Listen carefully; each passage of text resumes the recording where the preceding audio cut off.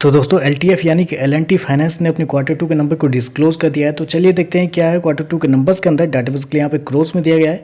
ये पीडीएफ थोड़ा सा धुंधला दिया गया है कंपनी को से, तो थोड़ा सा एडजस्ट कर लीजिएगा। डाटाबेस के लिए क्रोस में है। तो पिछले क्वार्टर 3,784 करोड़ के आसपास का रेवेन्यू जनरेट किया, तो ऑपरेशन के थ्रू पिछले साल देखें तो 3,213 करोड़, जबकि अभी देखें तो बढ़ के 4,019 करोड़ कंपनी का जो रेवेन्यू है वो आपको जाता हुआ देखने को मिला। तो साल दर साल देखें तो साल दर साल कंपनी के रेवेन्यू के अंदर लगभग बोल सकते हैं 23% के आसपास की तेजी आपको देखने को मिल रही है। वहीं अगर क्वार्टरली बेसिस पे जाते हैं तो क्वार्टरली बेसिस पे भी कंपनी के रेवेन्यू के अंदर लगभग 6% के आसपास की तेजी है। तो क्वार्टर साल दर साल कंपनी का जो रेवेन्यू है वो आपको बढ़ता हुआ देखने को मिला है। हालांकि मार्केट का जो एक्सपेक्टेशन है वो कंपनी के एनआई को लेकर है, यानी कि नेट इंटरेस्ट इनकम को लेकर। वो मैं आपको बताता हूँ क्या हुआ है। तो इस क्वार्टर में अगर कंपनी का एनआई देखते हैं, जो कि नेट इंटरेस्ट इनकम होता है, वो निकल के आता है लगभग 2180 करोड़ के आसपास, जबकि मार्केट का अनुमान था कि इस क्वार्टर में कंपनी का जो एनआई है वो लगभग 2214 करोड़ के आसपास है। तो आप कह सकते हैं जितना मार्केट का अनुमान था कंपनी के एनआई को लेके, उससे थोड़ा सा कम कंपनी का जो एनआई है वो आपको आता हुआ देखने को मिल रहा है। चलिए कंपनी के खर्चे क्या है वो देखते हैं।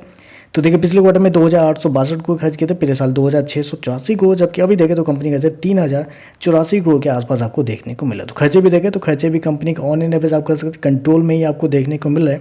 चलिए कंपनी का प्रॉफिट क्या निकलता है वो देखते हैं। तो देखिए पिछले क्वार्टर की बात करें तो पिछले क्वार्टर में कंपनी का प्रॉफिट 685 करोड़ के आसपास था, पिछले साल 594 करोड़, अभी देखें तो बढ़ के 696 करोड़ के आसपास आपको जाता हुआ देखने को मिला। तो साल से साल देखें तो साल से साल कंपनी के प्रॉफिट के अंदर एक अच्छी खासी तेजी आपको देखने को मिली। लगभग बोल सकते हैं 16% के आसपास का जंप है कंपनी के प्रॉफिट के अंदर।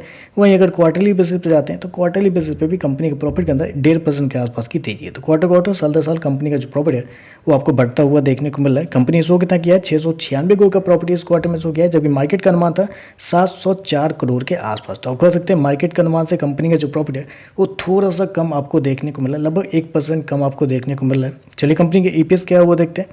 तो देखिए पिछले क्वार्टर में ₹2.75, पिछले साल ₹2.40, अभी देखें तो ₹2.80 के आसपास आपको देखने को मिल रहा है। तो ओवरऑल अगर नंबर को मैं समराइज करूँ तो देखिए रेवेन्यू वाइज देखें तो रेवेन्यू बेहतर है। एनआई की बात करते हैं तो एनआई जो है मार्केट की जो उम्मीद थी कंपनी के एनआई को लेके, उससे लगभग 2% कम कंपनी का एनआई आपको आता हुआ देखने को मिला। और कंपनी के प्रॉफिट की बात करें तो प्रॉफिट अच्छे हैं, लेकिन मार्केट की जो उम्मीद थी कंपनी के प्रॉफिट को लेकर, उससे 1% कम कंपनी का प्रॉफिट आपको आता हुआ देखने को मिला। तो मार्केट का जो अनुमान था कंपनी के नंबर्स को लेकर, उससे हल्का सा कम कंपनी का जो प्रॉफिट है वो आपको आता हुआ देखने को मिला, एनआई आपको आता हुआ देखने को मिल रहा है। बाकी देखते हैं मार्केट का कैसा रिएक्शन आपको देखने को मिलता है। आज के लिए बस इतना ही। वीडियो पसंद आए तो लाइक कीजिएगा, साथ में चैनल को सब्सक्राइब जरूर कीजिएगा। धन्यवाद।